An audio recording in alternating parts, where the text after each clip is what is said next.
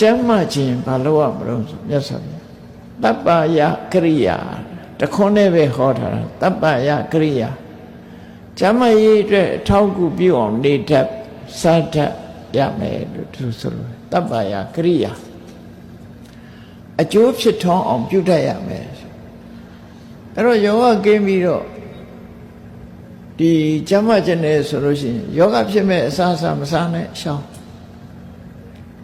ယောဂဖြစ်တဲ့အနေအထားမျိုးနဲ့မနေနဲ့ကိုယ်ကျမ်းမာရေးကိစ္စရမယ်တပ္ပယကရိယာဆိုတဲ့စကားလုံးကကိုယ်နဲ့အဆင်ပြေမဲ့အနေအထိုင်အစားတော့ဒါဟာအရေးကြီးတယ်အဲ့လိုနေမှယောဂဝေဒနာတွေကင်းမယ်ဟောတာသူ့အကြောင်းတရားပဲနော်တပ္ပယကရိယာအာရောချတအာဟာရောတပ္ပယကရိယာကိုယ်နဲ့သင်လျော်အောင်ပြုမှုနေထိုင်စားတော့ခြင်းဟာအာရောချတအာဟာရောကျမ်းမာခြင်းရဲ့အကြောင်းတရားပဲကျမ်းမာခြင်းဒီလိုနေရမယ်လူကတော့ကျမ်းမာခြင်းနဲ့စားကျင်တာတွေစားနေကျင်တာနေအဲ့ဒါလို့ဆိုရင်တော့ကျမ်းမာမှုရမှာမဟုတ်ဘူးလို့ဆို